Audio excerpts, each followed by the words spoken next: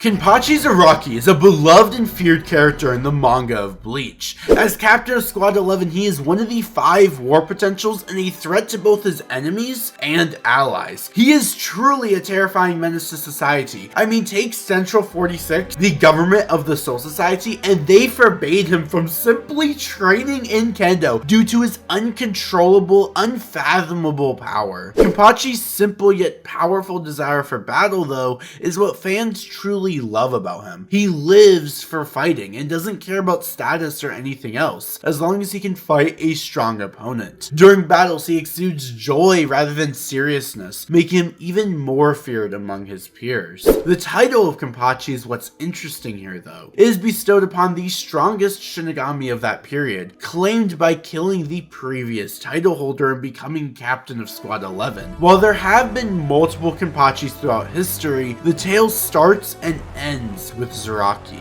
the only true Kenpachi. Welcome to the entire history of the title of Kenpachi.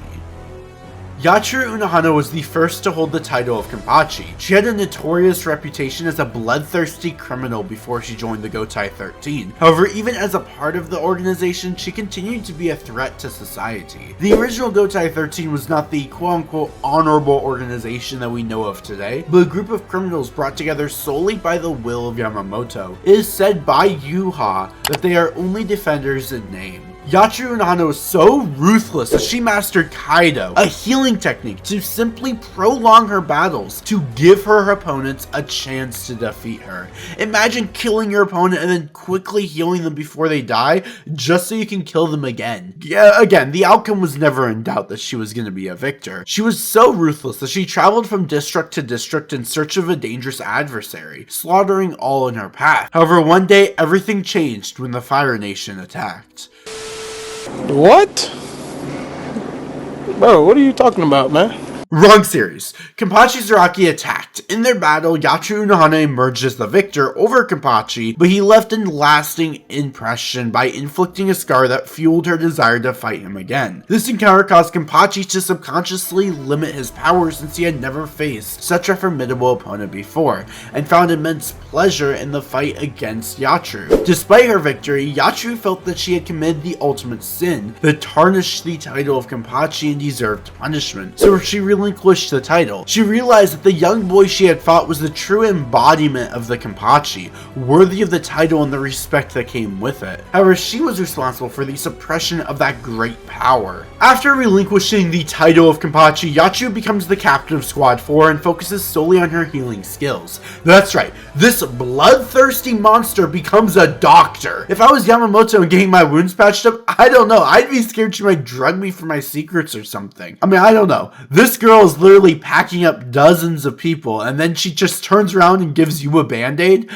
But the best part is she actually is a good actor. She appears as one of the nicest people in the series, yet as well being one of the most terrifying. I mean, while healing and being kind, even prior to her secrets of being a bloodthirsty, diabolical criminal were revealed, she always had this uneasy feeling to her. Like everyone was scared of her for some reason, despite her looking and appearing like a nice doctor. And all this is revealed, especially in her rematch with Kenpachi as it begins. She reveals everything and has a new design that is the definition of terrifying. It is horrific but amazing at the same time. Yachiro was a part of the original GOTEI 13 and was terrifying, but her contribution to the series is phenomenal, especially as her rematch with Kenpachi remains as one of my favorite fights of all time, as she is forced to kill Kenpachi thousands of times and revive him the moment before he dies so that he can regain the lost power that she took from him. It is some of the rawest panels in the series and creates this emotional masterpiece. As Kenpachi does not want her to die, he fatally regained his power and truly felt the strength of a challenging opponent. He just wants another good fight with her. He respects her. She's powerful enough to be an adversary for him. And on top of all this emotional buildup that's created during this battle, her creepy and terrifying appearance is just simply incredible, especially in the anime and how they adapt her Bankai. By far, inside of the entirety of Bleach, Yachiro Unohana has the creepiest design and personality. She can switch from a sweet caring doctor to a mass murderer in seconds. The next known Kenpachi is the Seventh Kenpachi. Not much is known on the previous 5 Kenpachis except for the fact that none of them held the title for very long. This Kenpachi was different though, as he held the title for a very long time. His name is Kurashiki, and he was friends with Shinsui and Ukitake. His subordinates had a great deal of respect for him as he was a powerful Soul Reaper. It is said that his Bankai was so powerful that it could destroy the entire Sarate and everyone in it, though it had a cooldown due to the immense power it took. It is also said that he slayed a Vasto Lorde, and that he was offered a seat in Squad Zero, however he rejected it as it was not one of his desires. He enjoyed fighting like any normal Kenpachi and drinking with his friends. He kind of reminds me if Kenpachi Zaraki mixed himself with Shinsui and like they just had a child together. That's a really weird thing to imagine. Oh well, that's kind of the vibe I feel like he gives off. His death was a tragic one though. Azashiro, the 8th Kenpachi, slayed him and destroyed him in mere seconds using his Bankai. Azashiro was weaker than him though, but if he were to use his Bankai as well, everyone would die. Kurashiki sacrificed himself so that the others would live, and he didn't deny his victor his victory. His dying words were him saying that his biggest regret was never being able to battle against Shinsui, and that his subordinates would have to respect his loss. It is here where he recognizes Azashiro as the 8th Kenpachi and wants him not to make the same mistake he did. He told him to never hold back on his power.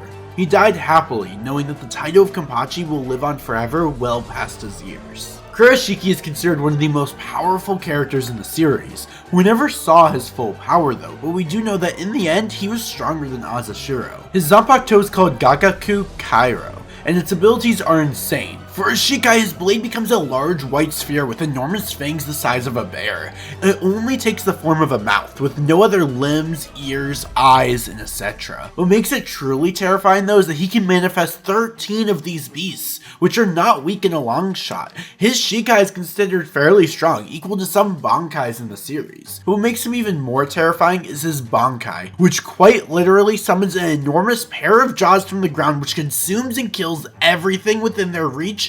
Besides Kurashiki, he is truly a menace to society. The 8th Kenpachi is one of the ones that we know the most about. He does not really have the normal Kenpachi personality. In fact, he is more so a calm individual. Poetic, some might say. His upbringing was absolutely tragic though. He was a royal member during a time when nobles were in a constant power struggle. His entire family was framed for a crime and sentenced to a battle against Hollows, in which his entire family was killed, his sister slaying the last Hollow in the arena using her dying breath. However, the nobles were corrupt and sent in more Hollows despite saying that they would not. It is here where Azashiro awakens his Zanpakuto and slays the nobles, wishing to fulfill his sister's last request in becoming a Shinigami. This is where he challenges the 7th Kenpachi and wins. His Zanpakuto is special though, as it has always existed in its Bankai state. We do know that his Zanpakuto can return to Shikai as a singular sword that has near infinite reishi. His Bankai though is infinite in power as well. He has the capability to fuse with his surroundings and control everything. His own inner world is fused with the outside world,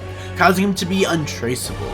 He could fuse with New York City and make New York City an extension of his own being. He can merge parts of himself to the air itself, allowing him to feel everything, see everything, hear everything, and smell everything. It also makes him untouchable, essentially. He is one of the few beings that can make Aizen's Shikai useless, as his senses are everywhere. With his ability, he can become immortal by merging with elements that can't be damaged, like the air, as mentioned previously. He has instant teleportation. Heck, you can even merge with your own body, killing it from within, which is exactly what he did to Kurashiki. He has one ability that is even stronger than all of this though, and that is the ability to copy mouths and hands several times over anywhere at once. With his vast knowledge of Kido, he can cast Kido in the 90s, 100 times at the same exact time, absolutely instantly destroying any opponent of captain level. This Kenpachi was on an entirely other level, and I'm not going to share too much more, but he battled against a ton of captains at once until the Zero Division showed up to arrest him. And he only surrendered here because at this point he realized the Soul King himself was against his actions. He is the only Shinigami to escape the Mugen ever inside of the story of Bleach. Azashiro was imprisoned and not defeated. Under normal circumstances, the title of Kenpachi was at risk of disappearing forever. This is until the title was given to one of the 11th Division previous lieutenants to simply keep the title alive. After that Lieutenant Kenpachi, which we do not know the name of, we have the 10th Kenpachi, which is the only Kenpachi named that we know absolutely nothing about. His name being Kigenjo. All we know is that he was incredibly lazy and insufferable to be around. The Bount arc filler has some details on him, but they are far from being considered canon by anyone. We also know that Kenpachi Zaraki was the one that killed him. The 11th Kenpachi is Zaraki. That's right, Kenpachi Zaraki, the one we all know and love. It's kind of difficult to discuss him after talking about Unohana, after all their backstories are very connected to each other. Though I will say, after the events with Unohana, he subconsciously holds himself back. Because of these, he is never able to form a connection with his Zanpakuto. His Zanpakuto grew lonely and began to manifest itself. One day, surrounded by dead bodies, Zaraki finds the manifestation, though he doesn't know it yet. It's a little girl who is very curious and undisturbed by the dead around her. Zaraki begins to take care of her, giving her the name Yatru, named by the only person who ever gave him a challenge, the only person he truly respected. Kenpachi Zaraki defines the meaning behind the word Kenpachi. His desire for battle is unmatched, and I love his character entirely for it. He is just fun. There aren't many morals or values you have to consider while watching his battles. He doesn't care who you are or your status, but only if you're going to be a fun opponent. Heck, he doesn't care about killing people. He just wants to fight, and if he kills you, guess you die. If he fails to kill you but knocks you out, guess you get to live. He doesn't care about saving the world, and I suppose that is what makes his character so refreshing. I could discuss the entire life of Zaraki, but there are plenty of videos already doing that. His conflicts with Ichigo, Nanoitra, Kaname, and even Gremmy all serve for a higher narrative. This man is truly a beast. To defeat Nanoitra, he simply had to use two hands.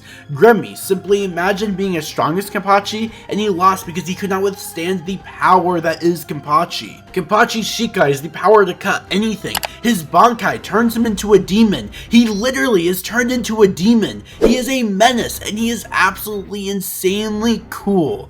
This is the same captain that fights with one hand and with an eye patch that constantly, in order for his battles to last longer so that he can have more fun. But anyway guys, that's going to be it for today's video. Thank you guys so much for watching today's video. Don't forget to subscribe, like, and comment, and yeah. Hopefully my next video comes out a lot sooner than this one did, because there was a long period of time where I wasn't releasing content, and I really do apologize on that. I was just very busy with life. And a video will come out that kind of explains that situation a little bit more. But anyway, in the words of Genichimaru, bye bye!